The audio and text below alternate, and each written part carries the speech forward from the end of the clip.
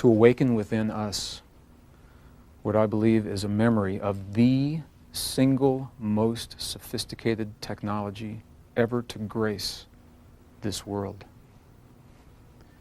It's a technology that lives within each of us. Almost universally, the ancient traditions, ancient texts, point to this time in history as being unique both in terms of earth and human experience. They were so clear, the ancients, those who have come before us, that they left for us volumes of information, entire texts, in the only words that they knew of their time, the only way they knew to communicate what this time in our world would mean to us. And they said to us, they said that during these days there would be a generation that would be birthed that would have a power inherent within their being. And by virtue of their life experience, relationships in the presence of one another, that power would be awakened. And in the awakening, that they would never be the same again. Their world and their bodies would never be the same again. They were so clear as to the timing and the role that the people in this time in history would play, that they actually had a name for those who would live in this time. I believe that this is the generation that has chosen to bridge all that has ever been with that which is yet to be.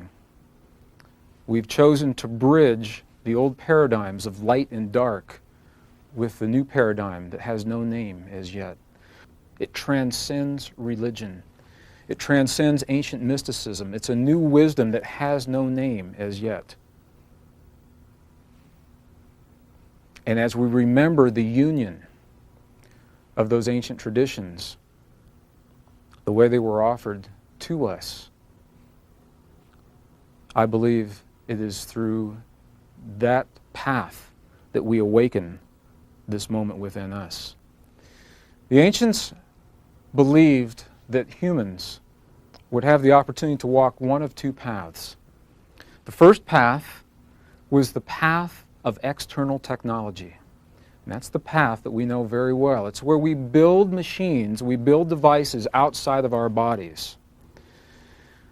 Possibly without knowing that every time we do so, what we're doing is building a mirror of some function within our bodies. Now, the first time I said that to a group of people, they said, well, what do you mean? We're not toasters and we're not VCRs. And I said, no, we're not toasters and VCRs. And the very components that allow a toaster and a VCR to be what they are, we embody in each cell of our bodies. Every cell of our body exhibits about 1.17 volts of electrical potential. And we have many, many cells in our bodies. How do we activate that potential? Well, the ancients said that we activate and regulate it through emotion. They were so clear that this generation would be the generation to remember that technology, that inner technology. They wrote entire volumes to you, and they even had a name for you. They called you, you who walk between the worlds.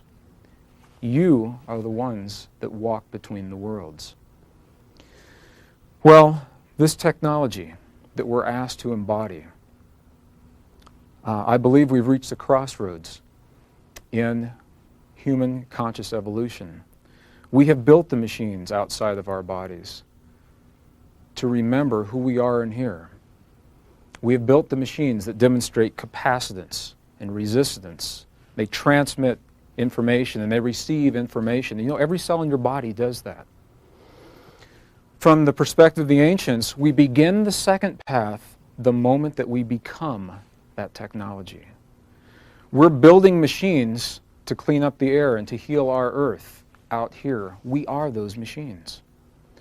We're reminded that Earth will go through tremendous, unprecedented change at this time in history, and that our bodies will mirror that change. How many of you feel like you're going through tremendous change in your lives right now? I know I do. Each day. Very few things surprise me, although I'm constantly in awe as the process unfolds. How many feel like time is speeding up? Do you still feel? Have you noticed that your body functions are speeding up? We have changed. Researchers call it spontaneous genetic mutation. Something began happening about 5 years ago, and DNA now, in some individuals, doesn't look the way it used to. And in those individuals, they have developed a tremendously enhanced immunity to what used to be potentially life-threatening diseases, HIV, cancers. Cells in their bodies replicate over 100 times faster than they've ever been documented before. As they age through linear time, their bodies don't deteriorate. Why? What is it they've done differently? And researchers said, what supplements have you taken? Are you taking vitamins or a mushroom drink from the Ukraine that you ferment in your refrigerator? And they said, no, we changed our belief systems.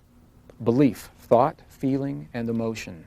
You'll see very, very clearly the ancients left us those components as a technology that I believe is accessible, and it's an accessible state of awareness that today we call compassion. So when we look at the challenges of life, and we look at the things that have hurt us in the past, we look at the 6 o'clock news, we watch what's unfolding in third world countries and in our own backyard, is it possible that the things that have hurt us so deeply in the past, could they be the triggers that we've consented to? Could our greatest challenges of relationship and health and our very survival, could those challenges be the way that we redefine biologically who we are in our lives? As we learn, as we remember new ways to respond to those, are we redefining the biological parameters in our lives? Are we becoming a new species? And I believe the answer to that is yes. And I'll say this right off. Those of you that know me already know this. And if you do not, I'll share this with you. I'm an optimist.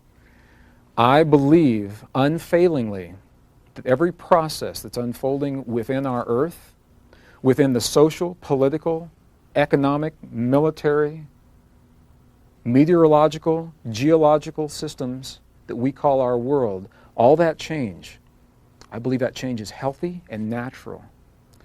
And I believe that we're living a cycle.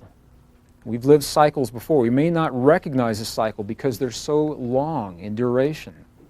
And I believe that it is through the challenges of our lives that we have the opportunity to redefine who we are in this world and to become something greater than what life offers to us and to move forward very quickly. So from this perspective, could our greatest challenges of health, survival, and relationship be the mechanism through which we redefine biological parameters that we accepted long ago in our ancient memories? I believe this is the challenge and this is the opportunity that we're being given today.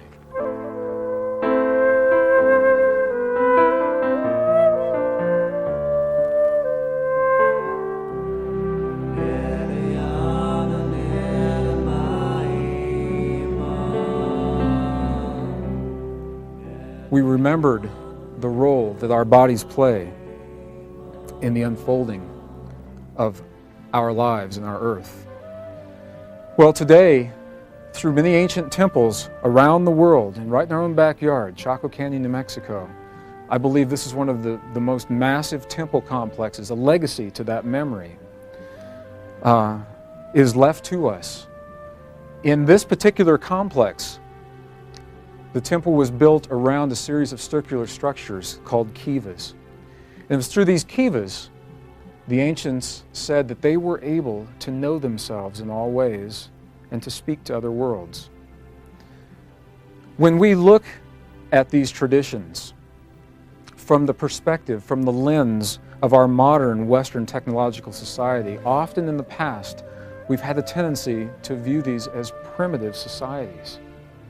Is it possible that these societies were so highly developed with the internal technology that they had little need for complex external technology? Perhaps.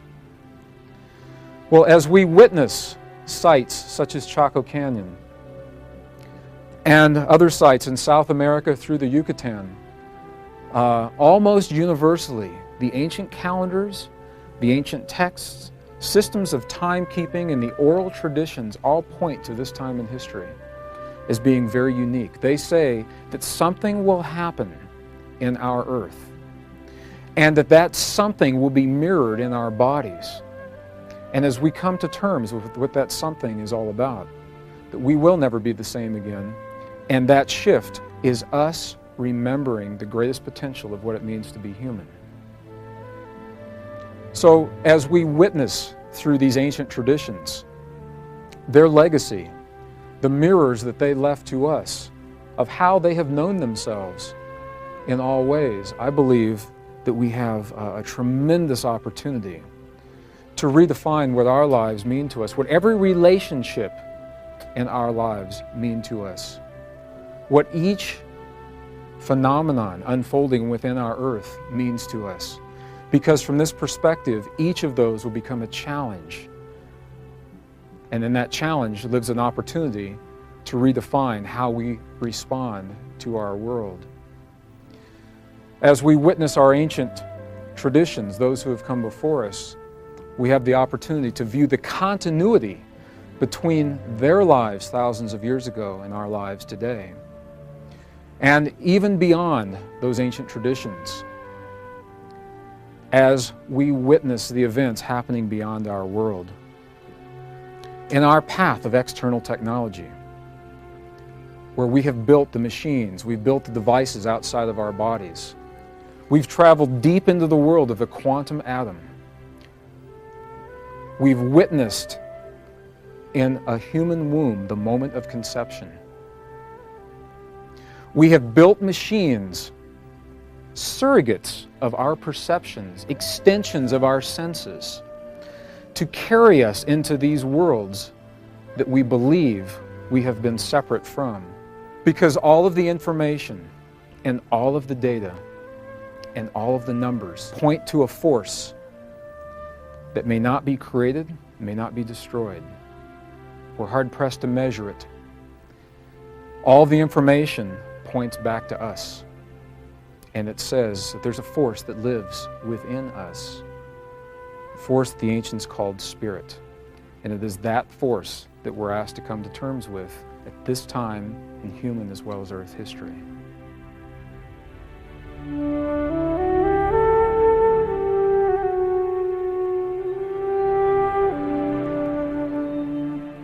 The very parameters that we're living now were simulated thousands of years ago. The ancients immersed themselves into those chambers, recorded what those experiences meant to their bodies, to their feelings, to their emotions, to their perceptions of time, space, relationships. And they passed them down to us in the only way they knew how, through the words of their time.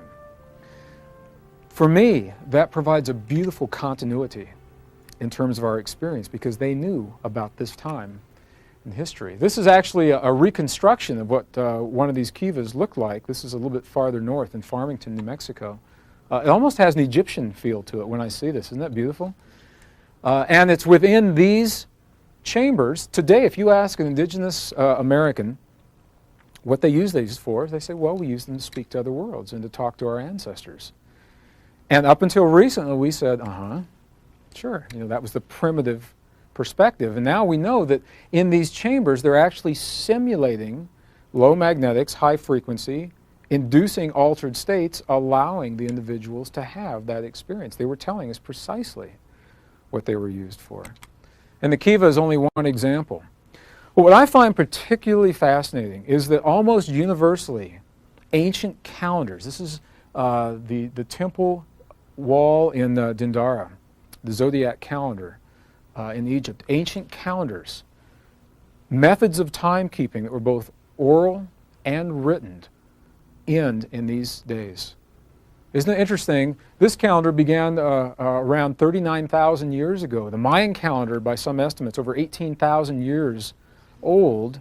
They had the technology to plot time from then until now, and the calendars all converge on this time in history, on this generation, during our lifetime, and there are no new calendars. Why is that? What the Mayans say, the Mayan calendars, they're very clear. They say that time as we know it actually ended in July of 1992. And they say from July of 1992 to December of the year 2012 that this generation is living a time that they called no time. And during no time, there would be a realignment of the systems of time. And they said, by the way, don't bother to build a new calendar because you'll never perceive time the same again. It will make no sense to you to build the calendars. The Mayan culture is especially fascinating to me because they sort of disappeared 500 years ago. And what they said was that Earth was entering into 500 years of darkness, of a dark cycle. So they said, we're not going to stay around for 500 years of darkness. They left a few people behind, a skeleton crew, if you will. And from their perspective, we are just now emerging from that cycle of darkness. We're waking up into that light once again. So the Egyptian calendar, in case you couldn't see what that looked like, this is a schematic of our zodiac. And in addition to the calendars, many of the ancient traditions. This is a portion of a relatively long story of human experience from a temple in the American desert Southwest. Isn't it interesting? Anywhere else in the world you go and you see structures like we see in the American desert Southwest, they call them temples. What do we call them in our country? What do we call those things? Old ruins. We call them old ruins. They're temples, just like they are in any other part of the world. And this is from a temple wall in the American desert Southwest, indicating this time in history from their perspective. This is the spiral of life. And they said that during this time, we would find a new life within ourselves, and that all life would be abundant, that food would be abundant, that humans would live in abundance. It's interesting to see from the different perspectives, and certainly this may not be scientific, and it's interesting to see how the different traditions converge at this time. From the Hopi perspective, 1979, Hopi elders convened in northern Arizona, and they shared for the first time publicly the prophecies that had been held sacred to them for hundreds, if not thousands of years.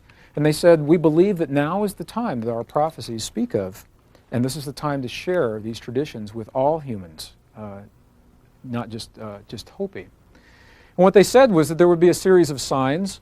One of the first, they said, would be the crescent moon would appear on Earth as well as in the heavens. And everyone said, well, what does that mean? How does the moon appear on Earth as well as the heavens?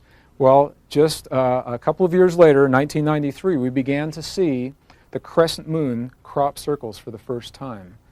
And what you're seeing here is a series of crescent moons offset by 90 degrees. When the Hopi elders began seeing this, tears came to their eyes, and they believed it was the fulfillment of that first prophecy. A second part of that prophecy says that there will be a new star birthed in the heavens, and it will be a blue star. It will have a very different quality of light than the quality of our sun that we see today. And for many people, they believed maybe that would be a time of planetary alignments, when many planets or stars would line up and it would appear to us to be a blue star. Until 1994, when 21 fragments of something, we're still studying what it was, that even impacted Jupiter in 1994, whether it was a comet or an asteroid or whatever it was. 21 fragments of something impacted potentially flammable layers of atmosphere on Jupiter that have never been ignited. And researchers, if you were following the internet at that time, researchers were fascinated by this, and one of the possibilities that they were suggesting was that those layers may ignite from the heat of these fragments impacting the atmosphere. Well, what resulted surprised everyone, because it was not an all-out explosion, and it wasn't that nothing happened. It was something in between. The flammable layers were sandwiched in between non-flammable layers, and I believe we're still witnessing, it's not over yet, I think we're still witnessing the potential of what those impacts may mean, because there appears to be a smoldering effect. And Jupiter is, if you're looking at within the right wavelengths of ultraviolet spectra, Jupiter is giving off a new light that she has not given off in the past. So from the Hopi perspective, that's the way that they're seeing this happen. They believe that we're living a time of purification. And they say that through the relationships in our lives, will come to terms with what our lives mean to us, and these were all signs to them of what this time might mean. Well, all of these phenomena, interesting as they are, many researchers view them as discrete, non-related phenomena. And the reason that I'm so fascinated by them is because they're all happening at this time in history. They're all happening now. Why? Why didn't these things happen 50 years ago? I believe to really understand what this time means to us, as interesting as it is to see all of the other phenomenon right here on Earth, is where we find the best information and possibly the greatest insight into what this may mean to us. This is a cross-section, a little cutaway of Earth, showing the different layers of the Earth and the magnetic lines of force shown schematically. And what we see from this schematic is that 2,000 years ago, the magnetic fields of the Earth, indicated by the red line, reached a peak. And they began to decline very quickly, and they've continued to decline. And currently, we're at the lowest point of Earth magnetics that we've had for the last 2,000 years. There is an organization in the Pacific Northwest, GeoMonitor, who is measuring this, and they were recently asked about how much this decline has really occurred. And what they said amazed many people, because they said this decline, if you look at on a scale of 1 to 10, with 10 being the highest magnetics that we've had in the last 2,000 years. On a scale of 1 to 10, right now, Earth magnetics are between a 1 and a 1.5. And those magnetics have a very profound impact on human emotion and human physiology. Earth has a pulse. The ancients knew this. They call it the heartbeat of our planet. And our technological society really didn't know what to make of that until just a few years ago. What we now know is that every 1 second of our life experience, Earth pulses a certain number of times. Historically, that number has been right around 7.8 cycles, or 7.8 hertz, or 7.8 beats per second. It was first discovered, measured directly in 1898, actually not far from here in Colorado Springs. Well, that pulse, we believed, was a constant because it remained the same all the way up until the mid-1980s. In the mid-1980s, it began to shift, and this is where the controversy comes in. Different researchers using different equipment are measuring different kinds of shifts. They agree that there's a change. They are not in agreement as to what that change means. So if for no other reason, based on our technology today, we are seeing at least 2 parameters that are shifting very quickly. The magnetics are falling, frequencies are increasing. And what I believe that we're seeing is a time in history when we will move to the convergence point of those two. As the magnetics fall and those frequencies increase, that they find a point where they come very, very close, possibly meet. And the day that that happens is the day that the ancient traditions and the ancient texts have referenced for so long. It's the day we begin what they called the shift of the ages, or what so many people today call the New Age, the dawning of a New Age, or the Hopi call the beginning of the Sixth World. Or some researchers are calling a dimensional shift or dimensional translation or a magnetic reversal. There are many different ways of looking at this time in history.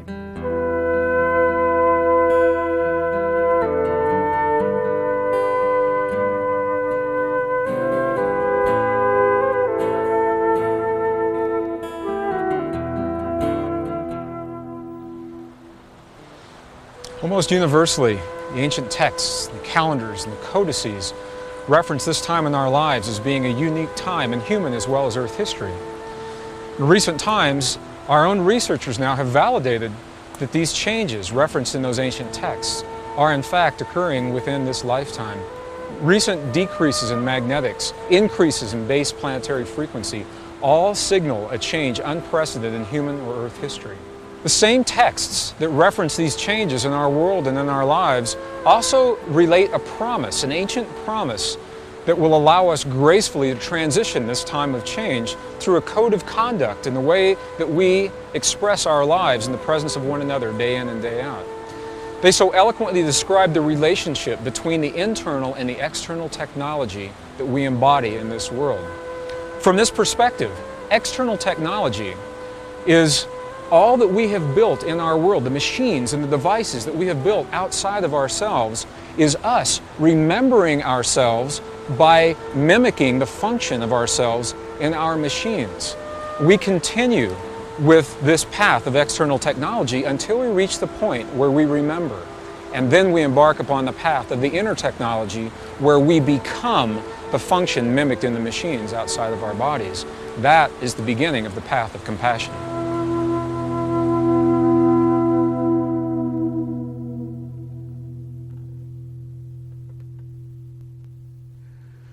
Earth is undergoing a process now, apparently unprecedented in geologic history. We don't see this exact process, certainly unparalleled in human history. Almost universally, ancient traditions remind us. They have expected this. To me, this is so amazing because this is the continuity. We're living an experience that has been known and prophesied and predicted and expected for at least thousands of years. In the oral and written traditions, and even more recently, within the last 3,000 years, we're seeing the direct words. This is actually a fragment from one of the Dead Sea Scrolls, the Dead Sea Scroll of Enoch, the prophet. And Enoch was very clear about the kinds of changes that we would see in this time in history. That crops wouldn't grow in their season, that weather patterns would shift, solar patterns would shift, and that people would change very quickly. Well, again, almost universally, those traditions say that somehow, through some mystical process that really wasn't well understood thousands of years ago, our bodies would change. They say our bodies will change. And now we know, our own researchers have validated that what we've always believed was a fixed code of DNA is not fixed. We live a variable code of DNA. It's like we came into this world with very specific parameters preset at the factory, if you will, the factory options. And as we come to terms with what life offers to us, we have the opportunity to turn on new patterns, to turn on new codes. This is the mystery. This is the matrix of the human genetic code that was discovered back in the 50s, early to mid-50s, Doctors Watson and Crick. This code illustrates 64 possible combinations of carbon, oxygen, hydrogen, and nitrogen that we have available to us as patterns of DNA in our bodies. And we believe this was a fixed code. And it has been relatively recently, because of potentially life-threatening diseases, that researchers have gone in and re-examined these. They said, why would we? It's fixed. Why would we spend any time re-examining these codes? The mystery has been, since its discovery, of these 64 possibilities, the mystery has been why humans appear to have only about 1/3 of these codes enabled, 1/3 turned on. Why do we have about 2/3 of these codes shut down? Have they always been that way? For example, I'll ask you a question. What is it that humans have in common with guinea pigs, some bats, and some forms of monkey? What do we have in common? Excuse me. We are the only mammals that cannot produce vitamin C within our bodies. Other mammals can. Has it always been that way? We have everything we need to do that. It simply is not turned on. Why? May we turn it on? Well, researchers now are finding that is precisely the case. As individuals documented through their response to life experience are redefining what this code looks like, producing tremendously enhanced immune systems, cellular regeneration, and as they are able to do this, they're doing this in response to emotion. Now, this is a wonderful illustration from Alex Gray, a visionary artist named Alex Gray. And I'm showing a couple in embrace here. This is romance that produces emotion. And clearly, romance is not the only source of emotion. I'm going to be really clear about that. Romance is a source of powerful emotion. Any interpersonal human relationship is the opportunity to have emotion. So it can be a corporate relationship, a friendship, siblings, parents. My goal in offering this information the way it's being offered is to take this tremendous technology of compassion out of the realm of religion. I'd like to be able to talk about this man and what he offered beyond the context of religion.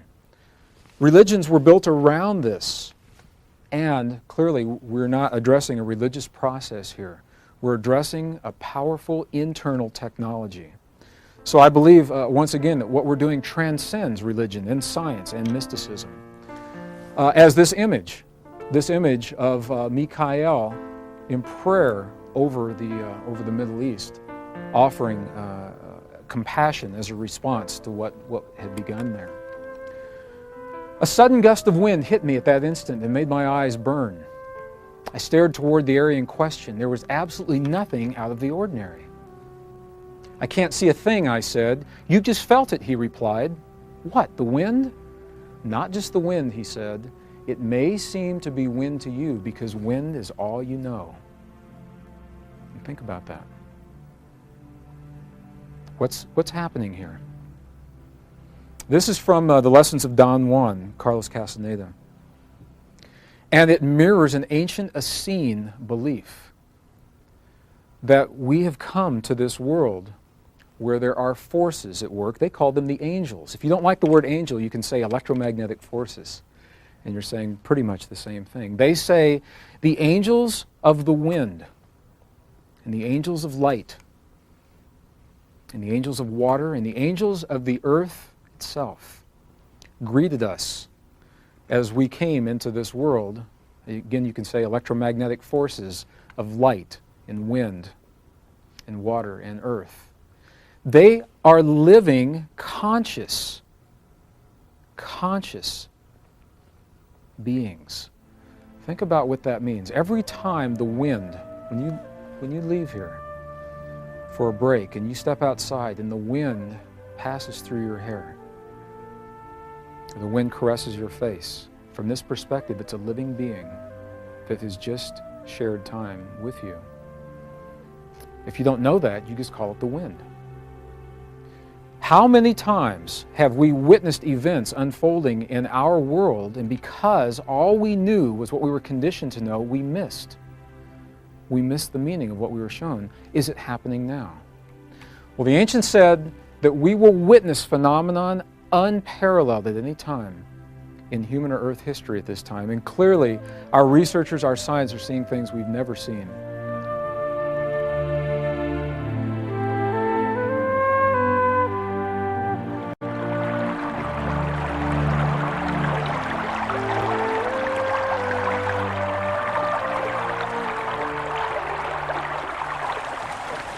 The ancient Essenes remind us so eloquently of our relationship with this earth. From their perspective, our bodies are living entities unto themselves, composed through the union, the holy and sacred marriage of the elements of this earth with the spirit that has come to inhabit the body. In the ancient texts, in the Essene texts, they reference these elements as angels, today what we would call electromagnetic forces. And they speak to us very clearly of the angels of the air that carry the breath of life into every cell in our bodies. The angels of the water that carries life, pulsing, coursing through the veins of our bodies. The angel of the sun that brings the codes of life into our bodies, and the angels of the earth. The angels of the earth, when you touch the mud, when you pick up a hand full of gravel, and young children feel so comfortable doing this, this is us. This is what we're made of. As we come to terms with our relationship with the earth and these elements, we fully embody the indigenous traditions and the ancient ideas of what it means to be compassion, laying the foundation for those relationships in our lives.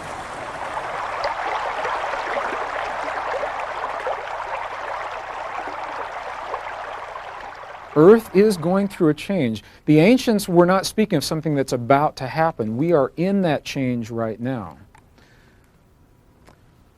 This is an illustration of our bodies, the human form superimposed on the periodic table of elements.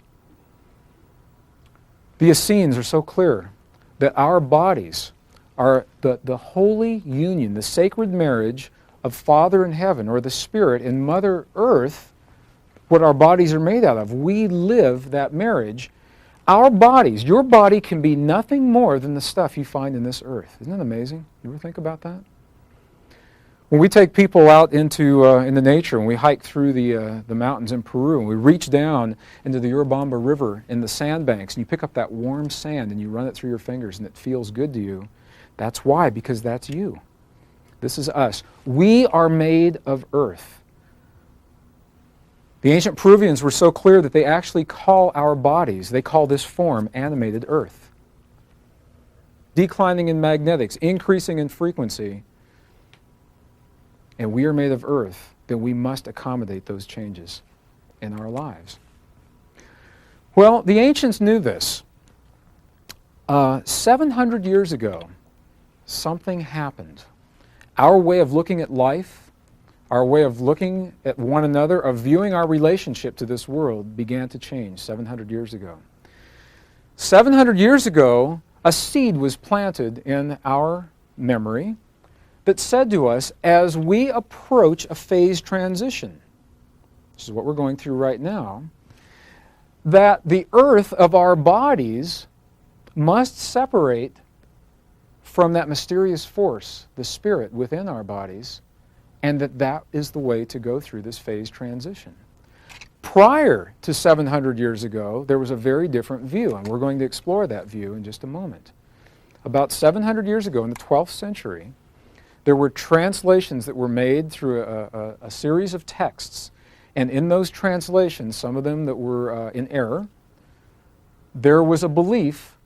They were interpreted as saying that as our bodies move to these convergence points in Earth history, that the only way for us to move through that phase transition is for spirit and matter to separate. And we began to believe that for a period of time. And now we've reached a point in our history where I believe we've outgrown this belief. This has served us well, and now we're transcending this belief. Well, the mystery schools, the ancients had a very unique way of looking at their relationship to this world. I'm going to share that with you now and then tie that back into that 12th century phenomenon. This is an image from a temple wall in Egypt showing the goddess Nut. And it was Nut that divided the night from the day. Each morning, she would give birth to the sun through her womb, and it would pass through the world of light, only to be swallowed at night and cycling through once again. They viewed, from this perspective, they viewed the light and the dark as equal portions of the same experience. Equal, valid portions in service to us of the same experience.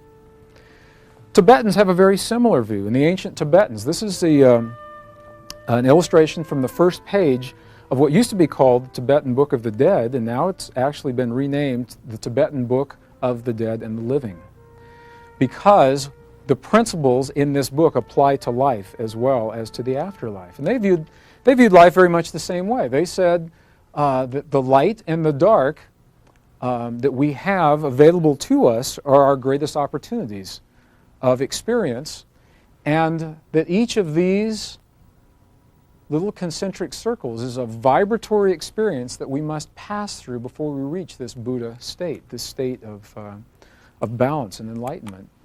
And even the Christian traditions, this is a page out of one of the old Christian mystery school texts. The mystery of mystery, this comes right out of the book of Corinthians in the biblical texts.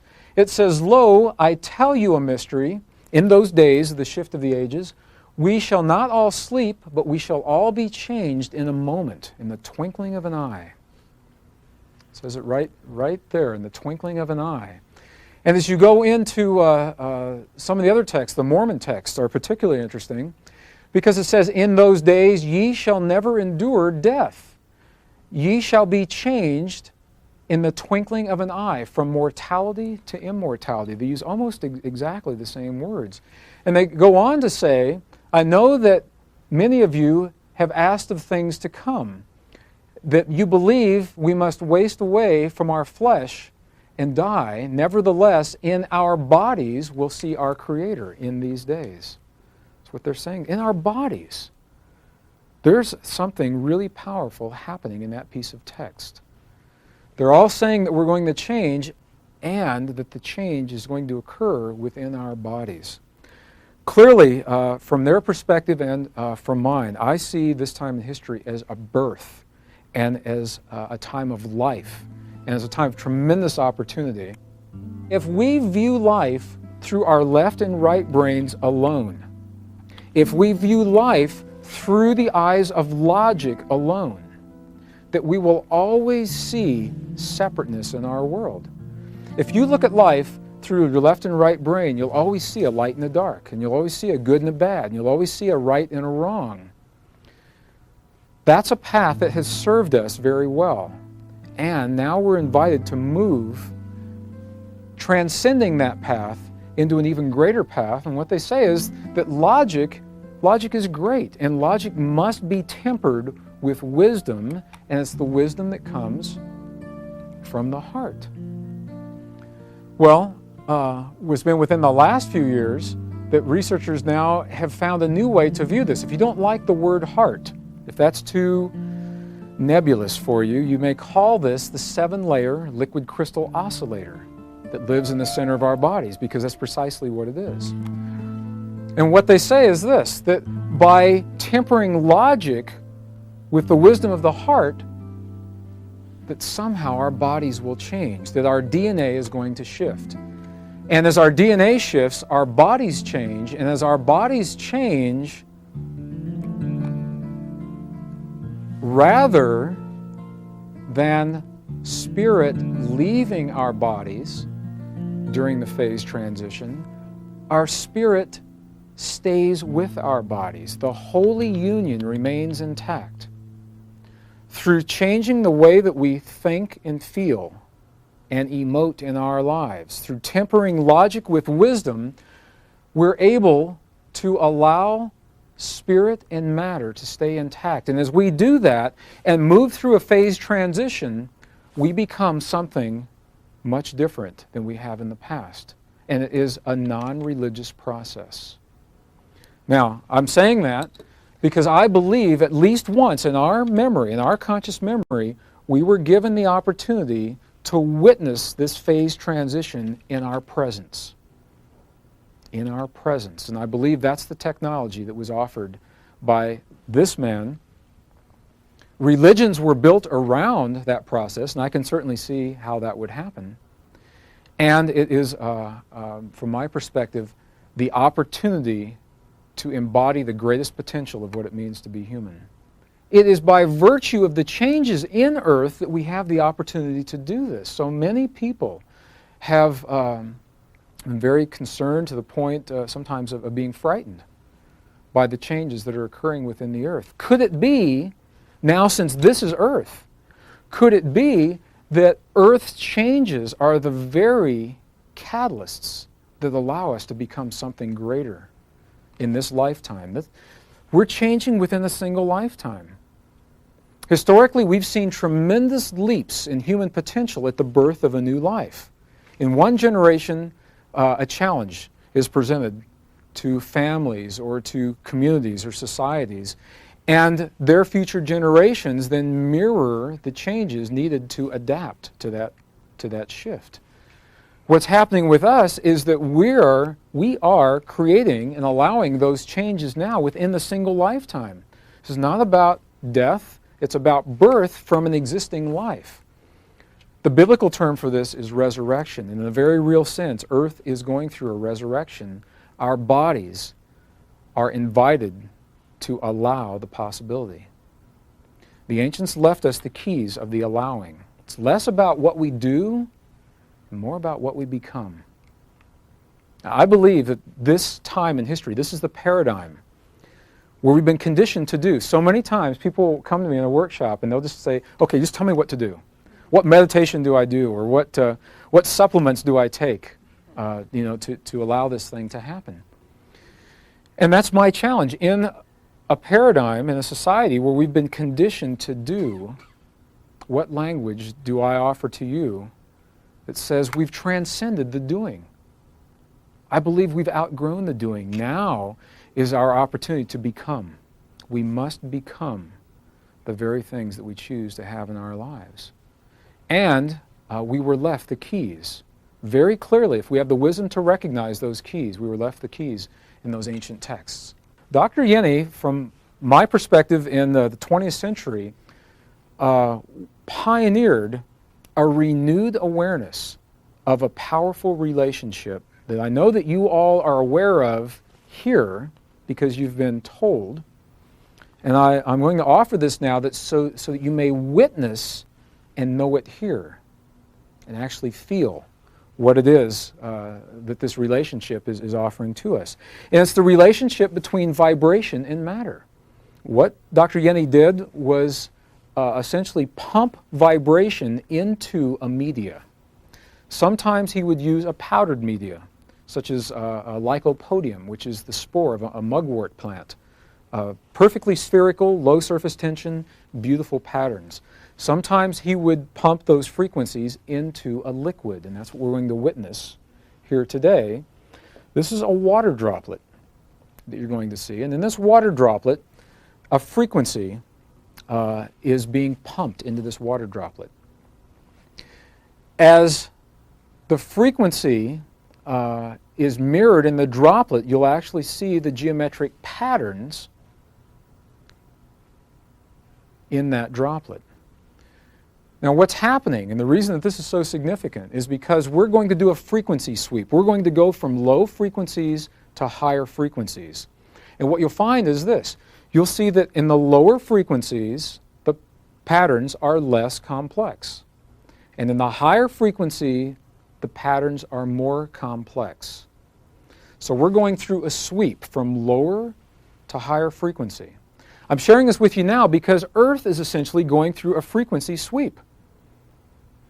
Our fundamental pulse, our base pulse that has hovered around 7.8 cycles per second, now is changing. And again, there's a lot of controversy about what the change is, and we're witnessing the change. As we go through our planetary shift of this pulse, patterns of energy must change to respond to that, just as patterns of energy in this water are changing to respond to this pulse.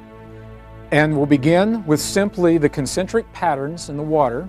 As the frequency begins, every once in a while we'll reach a key threshold resonance, such as that moment right there. And in that key threshold resonance, the entire pattern morphed into a more complex expression of itself, simply because the frequency changed. Now watch what happens. The frequency is still increasing. And watch what happens. As we reach another key threshold resonance, this entire pattern will morph into a beautifully and more complex pattern of itself. Again and again. And look at this pattern right here. Look what you're seeing right here. Look at the beautiful geometry. Here is a perfect cube.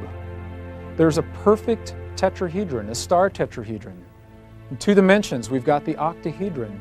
Very powerful images of sacred geometry held in place simply because we've achieved the vibratory pattern that allows that in this water droplet.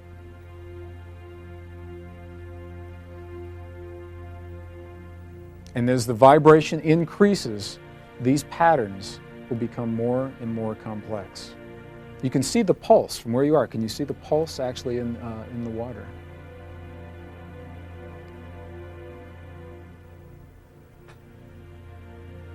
As we go into the last set of the frequencies, what you'll see is that the entire, and you'll watch along the outer perimeter, the entire pattern reaches its greatest level of complexity, and then it goes back, as the frequencies drop, it goes back to what it was, the concentric circles, as it was originally. It almost looks alive. You know, you've been offered many times the concept that thought is vibration. Have you ever considered that emotion is vibration? Feeling is vibration. We are always feeling something. We are always emoting something. We may not always be aware of what that is. We carry those patterns with us. As we hold a feeling and an emotion, what we're doing is we are holding a vibratory pattern in the liquid crystal of our bodies. What pattern do you hold in your body? What is your emotion? What is your feeling? Are you aware of it? Are you aware that as you change your emotion, you're changing those patterns in your body? There is a technology that was essentially lost to the West about 700 years ago in terms of how we regulate patterns of energy in our bodies. Emotion and feeling are patterns that have been largely ignored in the West. We have focused on thought. We've become a very mental society, which is a powerful path. And its consequence is that we must remember the balance to gracefully allow for the greatest potential of what logic may bring to us in our world. And that's why we're very slowly approaching this. The technology comes into play when I ask you the question, do you know what feelings and how to respond to life to create very specific patterns in your bodies? Do we know that? Did anyone ever tell us that? There's a technology here, and it's a powerful, it is an empowering technology that we're about to share.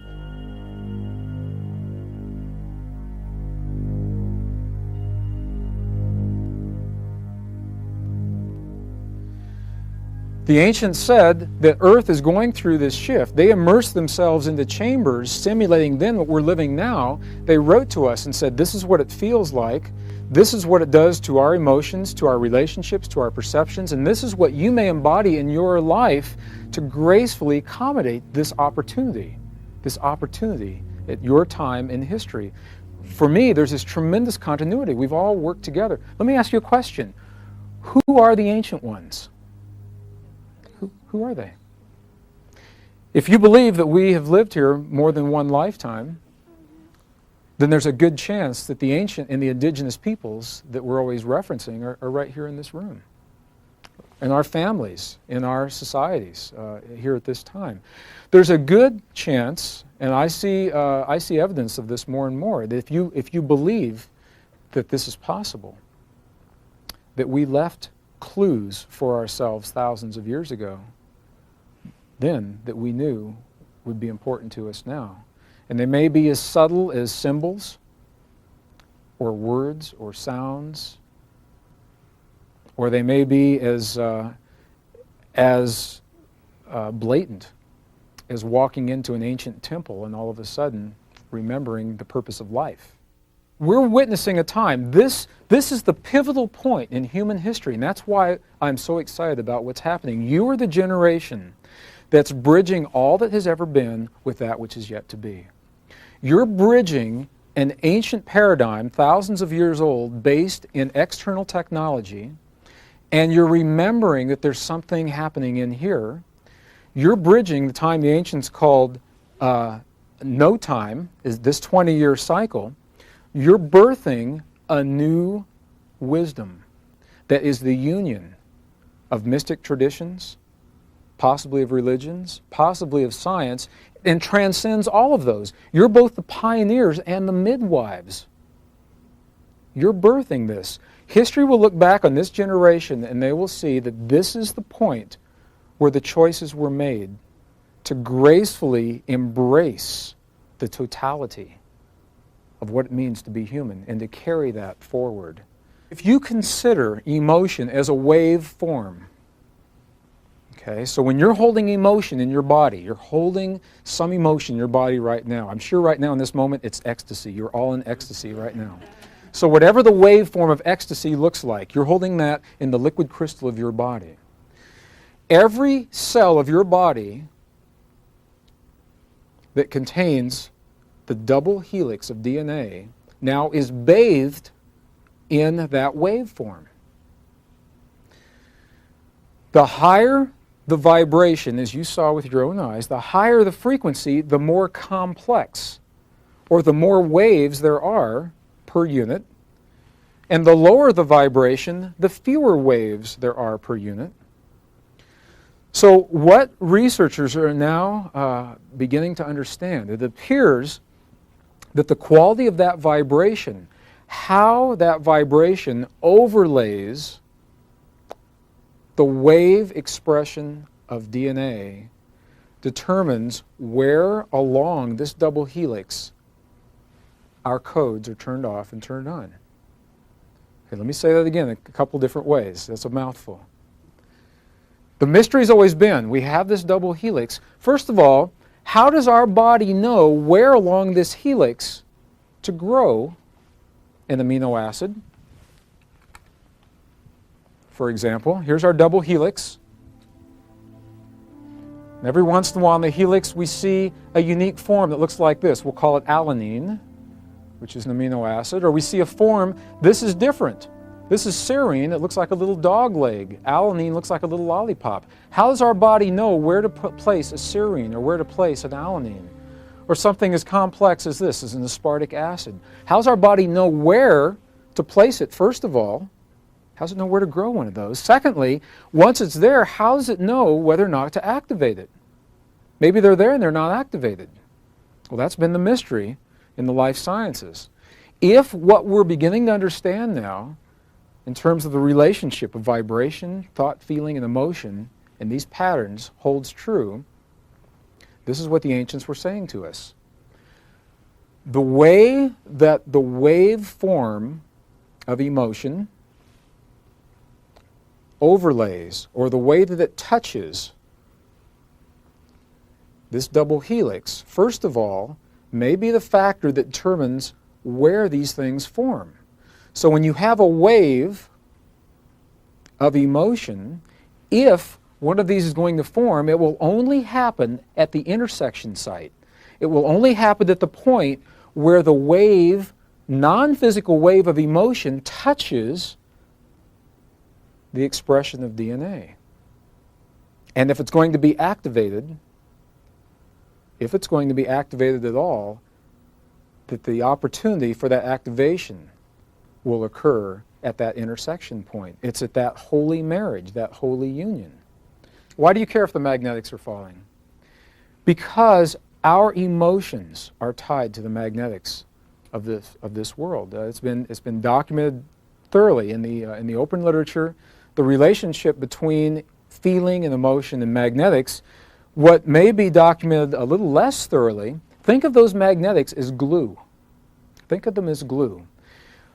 2,000 years ago, 2,000 years ago, we had a lot of glue holding our patterns of belief and thought and feeling and emotion in place. There was a lot of glue there.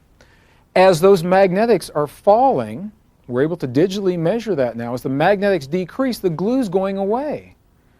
And perhaps for the first time in at least 2,000 years, we have the opportunity to access our emotions directly and to modify what they mean to us, to create change, because the glue is going away. Earth is giving us that opportunity, and it just happens to be at the time where we're approaching this shift, the time the ancients called the shift of the ages, this shift in human consciousness.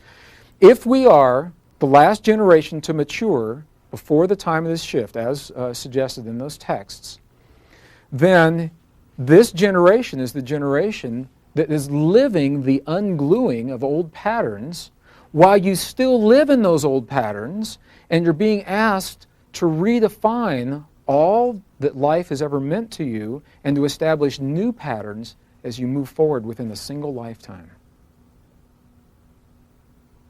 How exciting. How exciting. What an opportunity. What a rare opportunity to be able to do that. And look at how we're doing it. You are living in polarity. You're living in the lightest of the light and the darkest of the dark. You are asking yourself to transcend polarity, to become more than what the situations of life have offered to you, and you're doing it while you still live in the polarity. That's where you find your power. It's easy to pull yourself out of polarity and say, well, this is what I should or should not do, and this is my wisest course of action, and why am I in this kind of relationship again? when you pull yourself out of the polarity. While you're in the same system that's created all of the beliefs and all of the joy and all the pain and all the hurt that we've ever known, to redefine it from within the system is an awesome, awesome possibility. And that, I believe, is the opportunity that we are living. It's already begun. This shift has already begun. How we choose to respond to life may be determining for us digitally how our body expresses through our DNA. There's a technology there. We're spending billions of dollars trying to figure out how to do this in a laboratory, how to do it chemically outside of our bodies. Could it be as simple as feeling and breathing and allowing emotion? Well, I believe that's what we're seeing. That's what we're witnessing now. How do you feel about the idea that thought, feeling, and emotion can shift body chemistry? That may be the single most powerful and empowering tool that you have available to you in response to life, is the ability to shift your body chemistry by choice simply through knowing your emotions and what they mean to you. Well, this is where it gets really interesting, because we create relationships with one another to create the emotions so that we may know ourselves in that way, and we create some very interesting relationships to do that.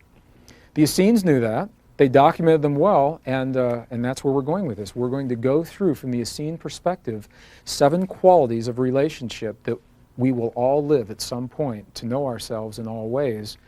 Having reconciled those, we have created the pathway for the science of compassion and the codes. And I believe we were left logical, verbal, emotional codes. They're not numbers and letters like we see in our mathematics today. They're words that allow us to become that compassion once we know ourselves in those ways. Emotion, feeling, and thought. Waveforms, and as those waveforms are superimposed in the liquid crystal of our body upon this, in the Holy of Holies, in the cells of our bodies, we have the opportunity to determine the sites, first of all, where we build the antenna, and then secondly, to determine if those antennae are turned off or turned on, affording us tremendously and vastly different forms of experience. We spoke of the sacred circuit. Earth entrains our hearts, hearts entrain our brains, brains entrain our cells, and the circuit goes on from there. And the question arises, when we view this very simple yet elegant, this is a very elegant model describing what the ancients have reminded us of for so long, the question arises, if we in fact live this circuit, why aren't we tuned optimally all the time? Why aren't we always in perfect tuning, in perfect harmony with our cell, brain, heart, earth circuit? What is it that could possibly taint or change or modify that tuning? Well, the answer to that, this gentleman right here is exemplifying an emotion. What emotion do you feel is he showing us here? Fear? This man, sadness, fear.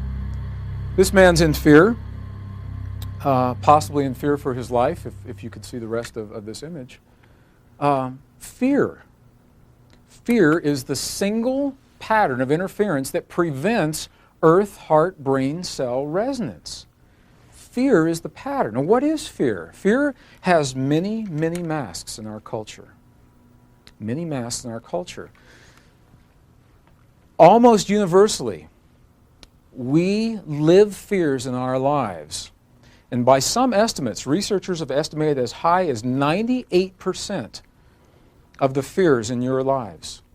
The fears of intimacy, the fears of self-worth, the fears of whether or not we're capable of fulfilling our commitments and responsibilities in life. The estimates run as high as 98% of those fears are not yours. 98% of those fears are not yours. And you say, well, whose are they? These antennae plug us into the grids, the electromagnetic fields, where patterns of information live. All the fears of all the people, all of those who you've known before this time in history, are held in place in those fields. And when we come into this world, by virtue of this default code This is what we're given to begin our life in this world. We're plugged into those stations.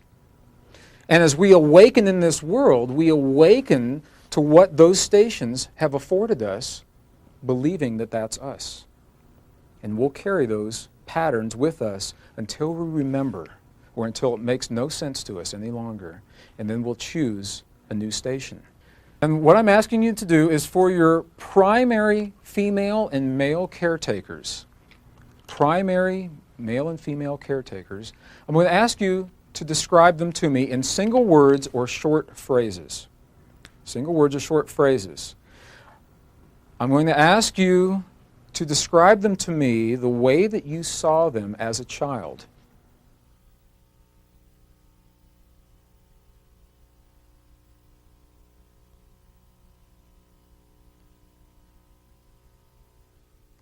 If you'll share with me some of the information you have on your sheets.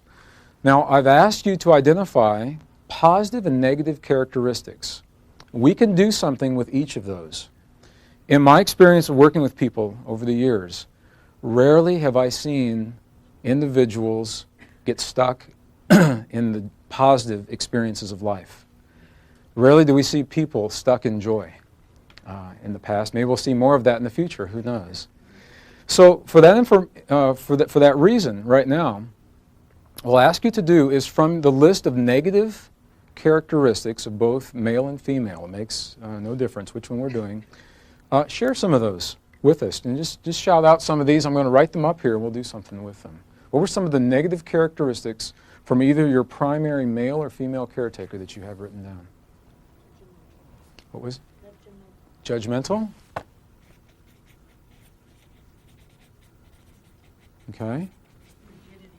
Rigidity. Let me ask a question. Who said that one? Was that you? Is that the way you have seen it as a child? Is that the word? It may very well have been. That's okay. Rigidity. Great. Okay. Non-involvement. Non-involvement. So non-involvement. Okay. Angry. Angry. Selfish. Selfish. These are good. Physically abusive. Possessive. Possessive. Fanatical. What was the last one? Fanatical. Fanatical. Okay. Irrational. Irrational. Is that the word you would have used, do you think, as a child? How did you see it exemplified? Inconsistent kinds of behavior, or the... I put it down irrationally fearful. Okay, we'll write it down just like that. That's fine. I asked you to do the best that you could. Okay. Immature. Was there another one of those coming up?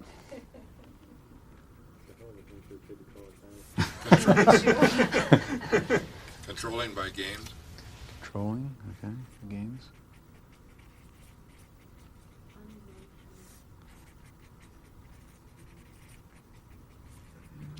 Depressed. Hopeless. Hopeless. Drunk. Drunk. That word has a very different sound to it, doesn't it, than all the other words we're using? Weak. More weak. Do some of those also cover prejudice? There's one in there that I think did.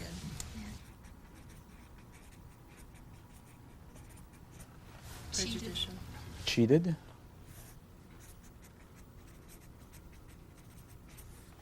Any others?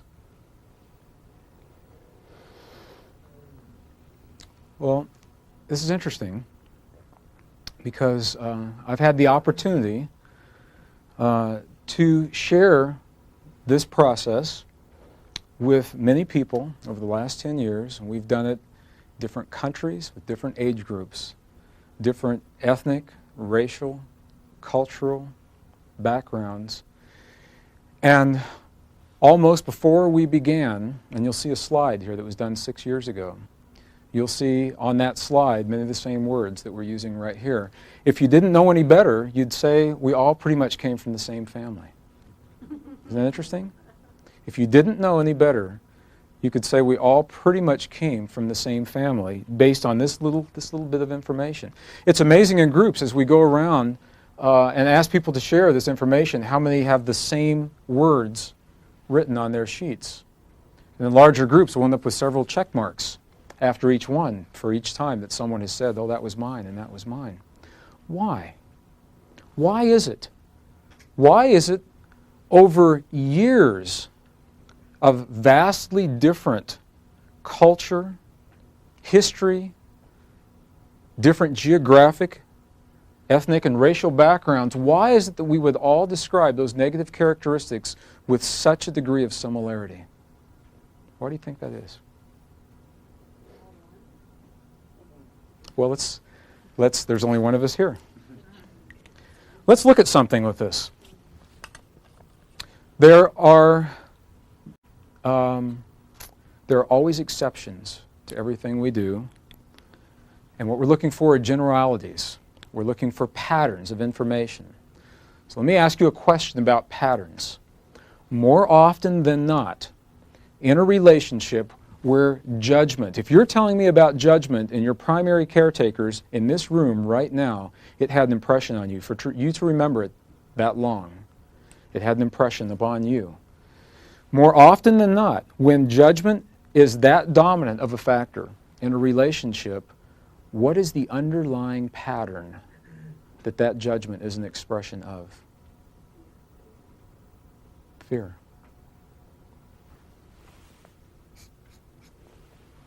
Of fear. When we judge someone else, what are we saying? When we're in judgment of another individual, what are we saying? Afraid of them? There's a fear happening there. They may be better, they may be right. Somehow we are comparing or measuring ourselves to an external reference of another individual, and the fear is that we may not measure up. More often than not, when we see rigidity as a dominant pattern in a relationship, what is the underlying pattern? Afraid of change. It's fear.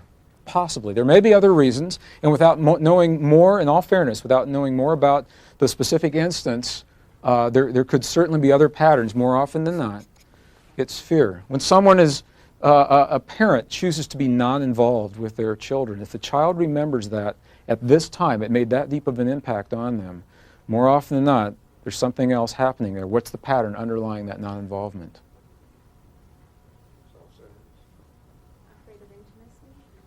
Fear. Fear. And many different reasons. Self-centering may be a part of that. If they became involved, what would happen? What about the simple lack of caring? That's part of it. If they became involved, what would happen? They'd be vulnerable. If they became involved, they would be sharing themselves. They would have to open. The simple lack of caring. There's only one of us here, if we believe,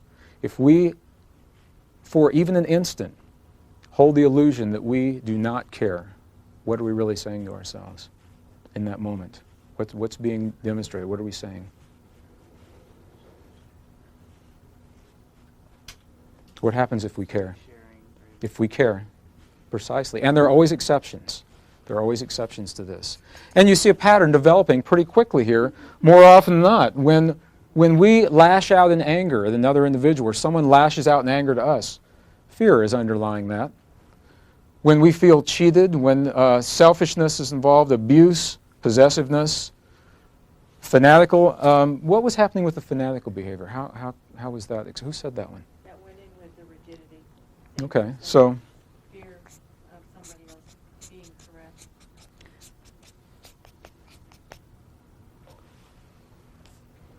if we're fearful in our lives, what may that underlying pattern be?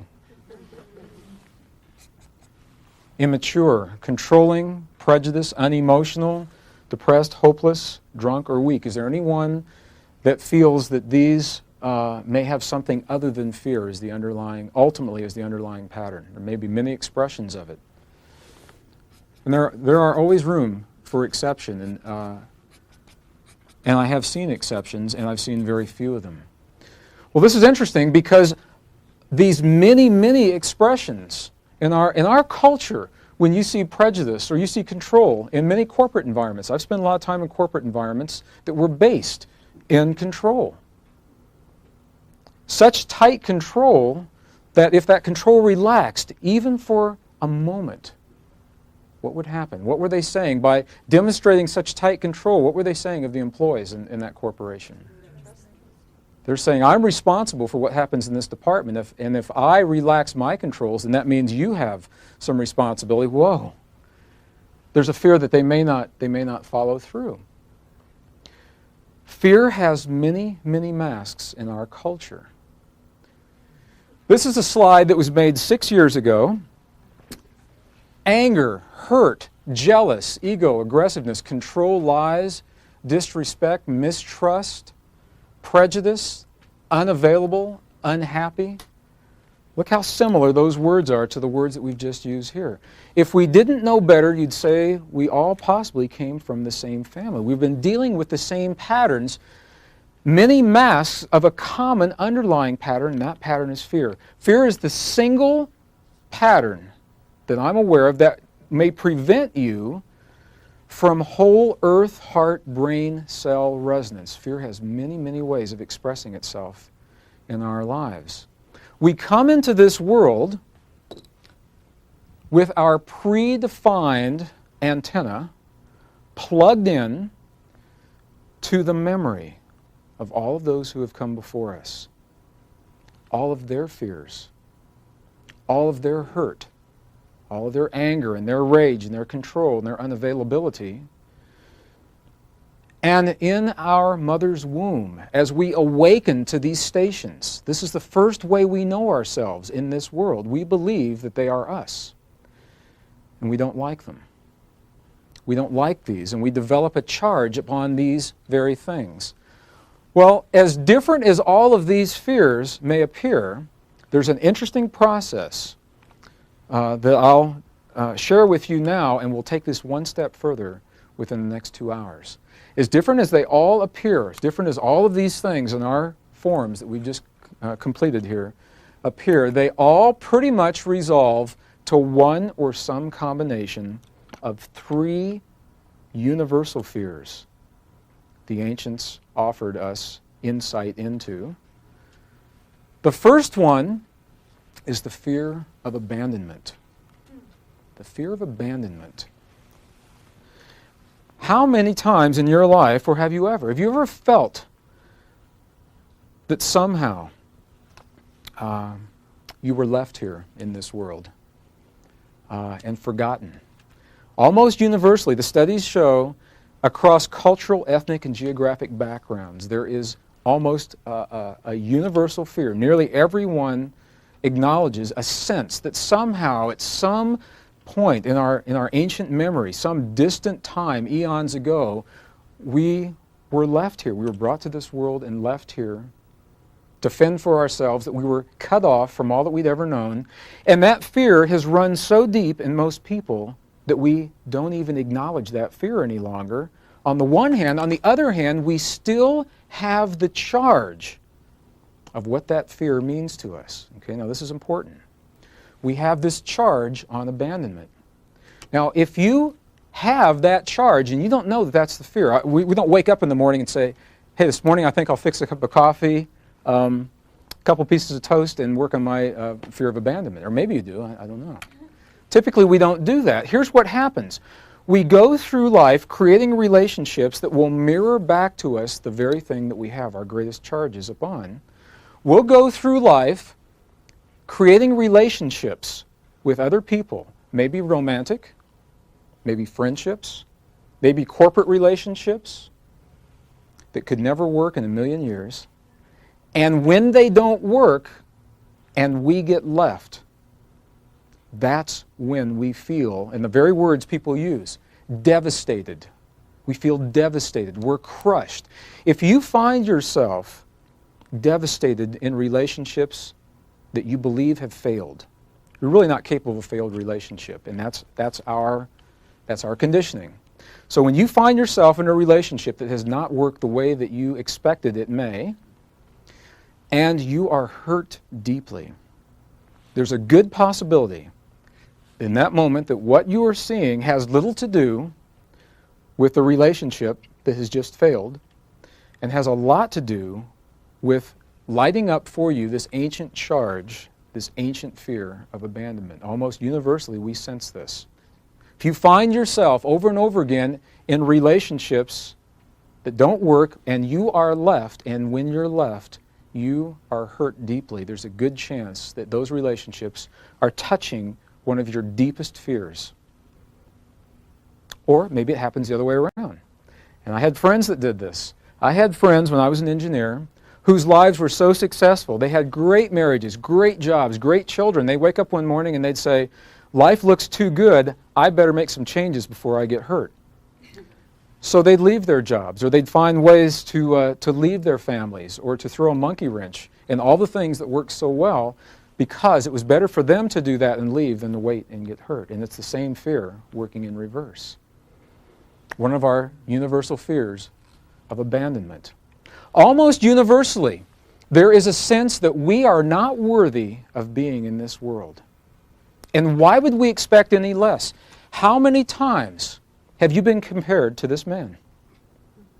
And sometimes it's a joke. Sometimes people say, oh yeah, well, how are you going to get there? Walk on water? Or who do you think you are, Jesus Christ? And there's something to that. There's something happening there. How many times have we been told that we could do everything right in life and we'll never be as good as this man was, and compared in that way? Why would we expect anything less? Well, if you don't know that, if you do not know that you have your fear, your universal fear of not being worthy, being lit up for you, what will happen is you'll find yourself in relationships where you question your worth over and over and over again. You'll find yourself in jobs, and when somebody says to you, do you like your job? And you'll say, well, it's not really what I want to do, but well, it's good enough for now. You know, it pays the bills. It's all I'm really qualified for right now. Or in a relationship, maybe a romantic relationship with someone else. And you say, well, no, I'm not going to marry this person, and we really don't have a lot in common, and I'm not even sure why we're together, but well, it's something to do for now. You're rationalizing. There's a good possibility that in those relationships, the relationships are mirroring your expectation of not being good enough. Or if you walk into a room full of people and all of a sudden you feel like everyone's looking at you, and maybe they are, and if they are and it makes you nervous, why? Why would you be nervous if one person looked at you or 5,000 looked at you? What difference would it make? What is it saying to you? A universal fear of not being worthy. Almost universally, there's a sense that this is not a safe world that we live in. Mom and I talk about this all the time when I travel out of the country. I say, Mom, if you're going to worry, why would you worry that something bad was going to happen? Why not worry that the good things will happen? She said, well, because it doesn't work that way. I said, well, why would something bad happen? Well, it's happened to other people. Why would she worry that that happens to me? Do you feel that this is a safe world? Do you trust in the process of life implicitly? This is going to be really important as we approach the codes of compassion. The Essenes, in their most intimate texts, left for us codes, literal codes. And they said to us, as you embrace these in your life, then you become compassion. One of those codes will ask us how we feel about life. Do we feel that this is a safe world that we live in? When you say goodbye to those that you love and hold most dear in the morning, when you kiss the kids and send them off to school, or husband or wife, and you put the lunch in their hand and you send them out the door, do you believe that you'll see them at the end of the day? Or is there a little thing in your head that says, I should always kiss them goodbye because I may never see them again? You see it on TV and it happens to other people. How do you feel? How do you feel about that? The point of this little exercise is we come into this world as blank slates on one level, And there's a lot of things happening, many dynamics going on there. And in our blank slateness, we're given the antenna that plug us in to all the beliefs and all of the joys and all of the fears of all of those who have come before us. And we wake up one morning, plugged into those, and we believe that they are ours. And we begin to deal with life through the lens of the perceptions of others until it makes no sense, or we choose consciously another way. We choose to transcend that. These are the universal fears that in our time we have been plugged into. In another cycle of human history, there may have been very different fears. And this cycle began about 200,000 years ago. These are the universal fears that we've been plugged into. We have a charge on these, historically, and historically we don't know that. That charge is what promises the things that we most fear we will bring into our lives so that we may find the healing, we may find the balance of those. So the very things that we least would choose to have in our lives, we bring into our life. When you look at the list of negative characteristics of your primary caretakers, and you look at words like judgmental and angry and selfish, abusive, controlling, how many relationships in your adult life have you created with people who have those same patterns? How many corporate relationships have you created with people who are controlling or rigid?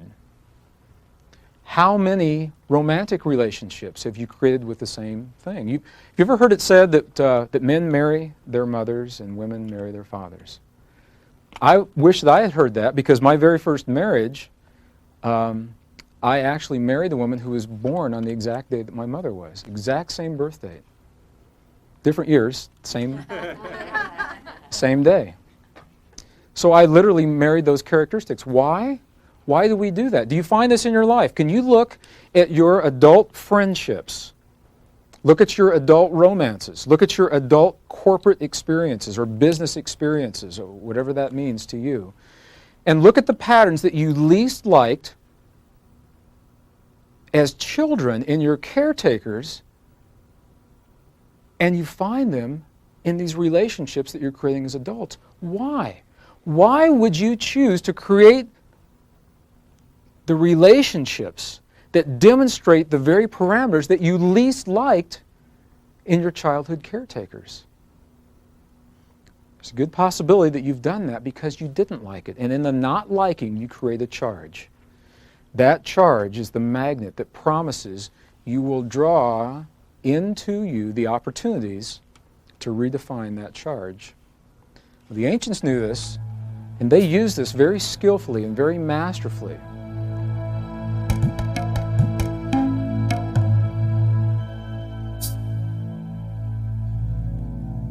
The ancient Essenes perhaps identified best the role of our personal relationships and categorized them. They went so far as to actually categorize 7 mysteries of relationship that we would live, each individual through the course of their lives would live simply by living life in the presence of one another. They have categorized these as mirrors, and what they remind us of is that in each moment of our life, the reality that we have become within is mirrored to us. It is a reflected reality. It is mirrored to us by the actions and the choices and the language of those around us.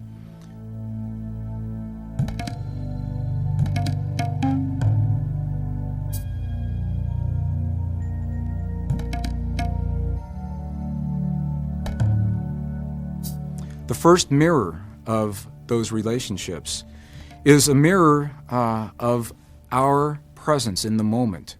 It's the mystery of the first mirror, what it is that we reflect to those around us in the moment. When we find ourselves surrounded by individuals and patterns of relationship and behavior with a dominant aspect of anger or rage or fear perhaps, and the mirror works both ways. It could just as easily be joy and ecstasy and happiness in our lives. If the first mirror is at play, what we're seeing is a mirror of that which we are in the moment, that's which we are radiating to those individuals around us as they mirror or shine back to us that which has been offered, the mirror of that which we are in the moment. The second mirror of relationship is of a similar quality, although it's a little more subtle. Rather than mirroring to us what we are in the moment, the second mirror mirrors to us that which we judge in the moment. If you should find yourself surrounded by individuals who demonstrate patterns of behavior that perhaps frustrate you, push your buttons of anger or rage, and you sense that those are not your patterns, they're not you in the moment, you ask yourself, are they showing me in this moment? And you say honestly to yourself, no, then there's a good possibility they may be showing you that which you judge in the moment, the anger and the rage or the joy that you are judging in that moment. When you find many different people demonstrating the same patterns to you, many different people demonstrating their anger, their rage to you. Have you ever been angry and been in a big hurry to get somewhere and gotten into your car to drive to wherever it was you were going and found that everywhere you went, you made the wrong choices? You made the wrong choice in the teller line at the bank. You chose the slow line. You made the wrong choice on the exit ramp on the freeway. And everywhere when you're driving down the road, you're seeing people that are pulling out in front of you and then doing about 30 miles an hour in a 55. They may be mirroring to you what you are in that moment. We're going to talk about a reflected reality in just a few moments, a reflected reality. Often, the mystery of the first mirror is precisely what's happening. Often we will find people in our presence who are mirroring to us that which we are in the moment, and often that's not the case. And then people say, well, the mirrors don't work. Well, they do work if we have the wisdom to recognize what it is they're saying. A few years ago, I had the opportunity, a rare opportunity, have 3 people come into my life in the same month. Now, that should have been my clue right there. When 3 brand new relationships, very different in nature, all occur within the same month, that's the flag that says something's going to happen here. You better believe it. One of them was potentially a romantic relationship. One of them was potentially a business relationship.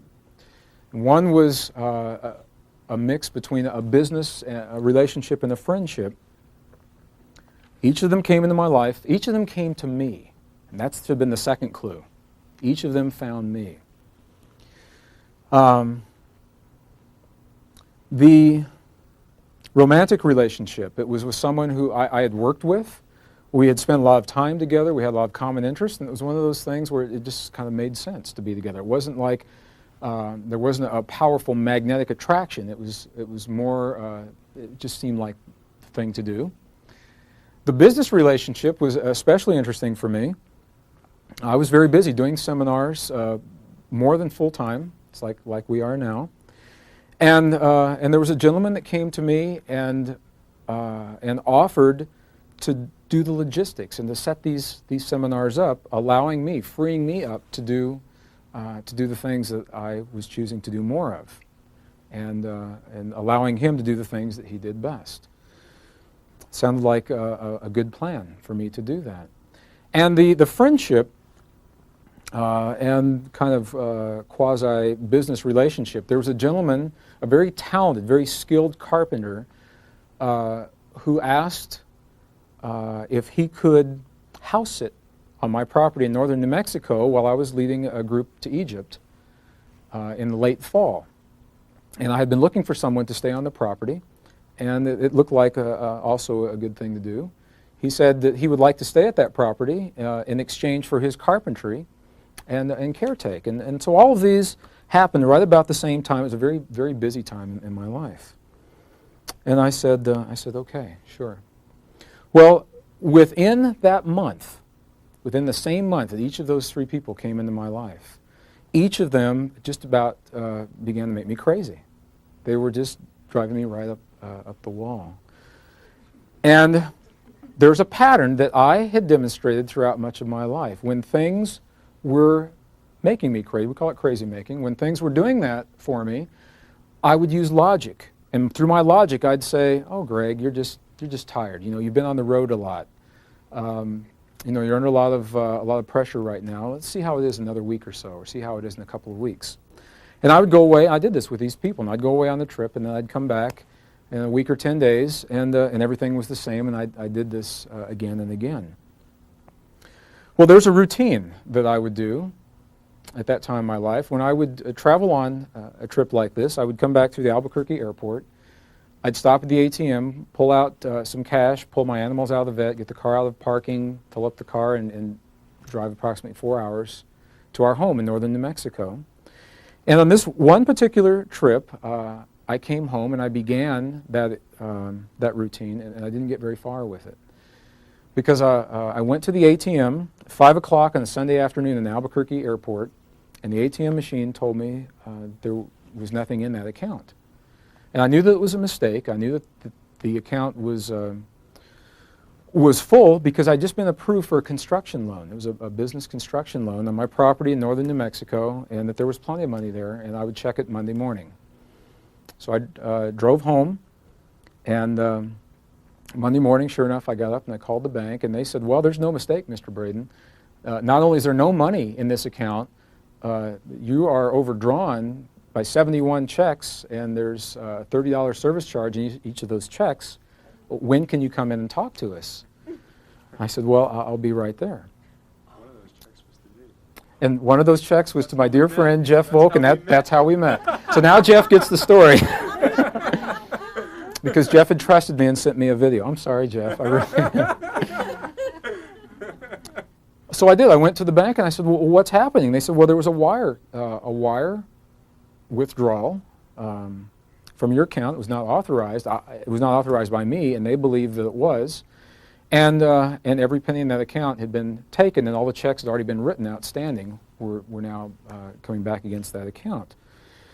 And when something like that happens, there's really no way to rationalize anything else. You can't do anything else. So I didn't even have enough money to put gas in my car and to get my animals out of the vet. There was absolutely nothing that was there, and I had to go home and look at this. I said, wow, something big is happening here. Well, at the same time, I had just completed a tour, a series of workshops along the Pacific Northwest for about 30 days. And the people who had offered to set these programs up for me had many reasons why the money from those programs wouldn't come through. They said, well, our accounting isn't done, or we haven't reconciled our accounts, or whatever. Something was happening. And at the same time, the gentleman who was living on my property in exchange for the carpentry, and this is really very delicate for me, and I have to be really careful. I guess the best way to identify this is that he had chosen a lifestyle that not only was what our property was not about, it was illegal in the eyes of the state of New Mexico at that time. And I was asking him to change his lifestyle. Was that delicate? That was good. So all these things were happening at the same time. And I said, if the mirrors hold true, obviously there are some mirrors that are happening to me. What are these mirrors saying to me? Well, I went for a walk. I couldn't do much else. I had to go for a walk that day. There's a beautiful road that goes about 4 miles from our home down to the Rio Grande Gorge, a beautiful wildlife sanctuary. I went for a walk down the road that day. There's a huge mountain. It's called Ute Peak. There are a lot of stories from the Ute Indians about what this mountain, it's a very sacred mountain. It marks the end of their hunting grounds. And I often walk along this road in front of this mountain. I've written whole books, done entire workshops on this road, and I have to go home and put them in the computer. And I asked myself this question. I said, if these mirrors hold true, then there's a mirror that's happening here. What are these people showing to me? And I knew that I had to find a common thread. So I began looking at what each of these relationships was demonstrating. And I went through all kinds of possibilities. And when it was all said and done, what I knew that in each relationship, I knew that there were issues of honesty, integrity, and trust were the three that were really the most outstanding for me. And so I said to myself, if this mirror holds true, if people that are around me are demonstrating these patterns of behavior, are they showing me that I somehow am lacking in honesty, as Jeff may have thought, or integrity, or trust? Is that what they're showing me? And this feeling welled up inside of me before I even got that sentence out of my head and said, no, that's what this work is all about. That's precisely what this work is all about. And at the same time, there was a realization. It was such a powerful, it was subtle and powerful, that came to me, and I realized that they were not showing me a mirror of what I was in the moment, as we'd always been conditioned, as I'd been conditioned to believe. Rather, they were showing me a more subtle mirror, the mirror of what I judged in that moment. The mirror of what I judged in that moment. And that's precisely what was happening. I had a tremendous charge on honesty and integrity and trust. Such a charge that I was not willing to allow it in others. I was not willing to allow that in others. When you have a charge on something, what does that promise? It promises that you'll see it. You'll see it in your life if you've got a charge on it. I had that charge. These three people that came into my life, now I know that each of them was a powerful, skillful master that impeccably held the mirror to me during that time in my life of my greatest charges. And it was relatively concise the way they did that. It could have drawn out over years, and maybe it did. Maybe those mirrors have been shown to me year after year on such subtle levels that I never recognized them. And they became less subtle and less subtle and less subtle until something happened that I could not look away from. And in that moment, I had that mirror. In that moment, I was shown the second Essene mystery of relationship, the mirror of that which we judge in the moment. The gentleman that had invited me to work with him wanted to set up these seminars. The very first moment we met, something interesting happened. We met in the home of a mutual friend in Northern California. And the first moment we met, I'd never seen him before. I'd spoken with him on the phone. And our eyes met on the landing of this house. And I said something to him that I seldom, or rarely, will ask anyone upon first meeting him. And I simply said, "When's your birthday?" And he said, "Well, my birthday is June 28th, 1954. And I said, "Wow, that's my birthday. The exact month, the exact day, and the exact year." I'm a Cancerian. If you know much about Cancerians, you know that Cancerians live in a world of feeling. Maybe that's why we're exploring feelings this weekend. And I'm a double Cancerian, which means double feeling. And depending on how you run the charts, I've got 5 or 6 planets in the 12th house that are all in Cancer. So my world is a very feeling world. My path has been to reconcile that feeling world with the academics and the hard sciences through the corporate and the academic world. And I looked at him and I said, "Well, you must have had the same experiences then." Another Cancerian male. What a great person to share this business with. And he said something to me in that moment. He looked me directly in the eyes, and he said something to me, and I discounted it. I used my logic, and what he said to me was, "I'm your evil twin." And he told me in that moment, and I discounted it. Because my logic said, "Oh, well, he's just making a joke." Although I had a feeling in here. The moment the gentleman moved onto my property to caretake for me in exchange for him living there, I had a feeling about him being there, and I discounted that feeling through my logic. I said, "Oh, Greg, you don't really even know that man." Well, that's precisely the point. You don't even know him. Why would you judge him?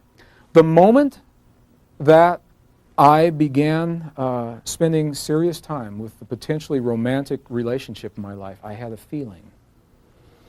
And my logic said, "Oh, that's the feeling that you had from the last time you got hurt. So let's give this one a chance." And the reason I'm sharing this with you now is because in each of these there was a feeling that told me right up front. And there was more than one lesson that happened here, and I've shared this with other people, and it's been a powerful trigger for them. It's a lesson I didn't care for at the time. The week that I recognized the pattern of judgment. The week that I recognized that each of these people was masterfully mirroring for me the things that I judged in life, every other relationship that was held in place by judgment began to disappear. There's a cascading effect. And I share this with you now because I know that it works this way. If you are experiencing a pattern in one place in your life, it'll show up in other places in your life. And once it is healed, once it's reconciled in one place, it is healed everywhere simultaneously because we are holographic in nature. Our consciousness works that way. It is mirrored on many, many different levels. Well, the gentleman who had offered to do the business with me, that relationship didn't work well at all. And I felt like I gave it ample opportunity. And the reality is it did work well, and I just didn't know what it was showing me. It worked perfectly as my mirror. So one day I called this gentleman and I said, I'm not going to work with you any longer. And I hung up the phone. There's more to it than that. I'm making the long story short. I hung up the phone, and as I did, I realized that every program and every source of income that I had for the next 6 months, I had just canceled. As my hand was on the phone, that was on a Saturday afternoon. So I had the rest of Saturday and all of Sunday to think about it. Sunday night, there was a message on my voice machine from a woman I had never met before, who through mutual friends had heard about these workshops, and she asked me to call her, and I did. And she said, I'm interested in sponsoring you and setting up programs for you around the country. Would you be interested in working with me? And the first thing I asked her, I said, well, when's your birthday? She said, June 28th, 1954. True story. And my first reaction was to hang up the phone, and I didn't do it. And I shared with her, I said, let me tell you a story. And I shared with her this story. And she said, well, would you be willing to give this a chance? This time, I paid attention to the way that I felt, and it felt different. Something was different. And I said, yes, I'd like to do this with you. If you know her, now she's a seminar coordinator and does workshops in her own right, and now an author of a couple of different books. Her name is Joanne Carl Cornog, if you've ever done any work with Joanne Cornog. And because I did not allow the first relationship to taint the second, because I was able to trust the feeling and really know what the feeling was saying, we've had a very powerful relationship, and it was through her that I met Melissa. So it's interesting how these things work out. Through that mirror, that second mirror of judgment, I was shown the things that I have the greatest charges on in my life. I was shown the mirror of that which I judge in the moment rather than that which I was in the moment. And I learned the powerful lesson of discernment, of trust. And it was a relatively inexpensive lesson compared to what came next, because immediately after that I began dealing with publishers and contracts and things like that. And through my powers of discernment, I averted what could have been some serious problems in that way. So I'll invite you, look in your life at the people that you hold most dear, because that's the magnet. That's the magnet. It may be love, it may be that they're family and you don't have any choice. The people that you hold most dear, and then look at the characteristics that they exhibit that just push your buttons right and left. And ask yourself this question: are they showing me in the moment? And if you honestly say the answer to that is no, then ask yourself the question, are they showing me that which I judge in the moment? And you may be surprised at what you find.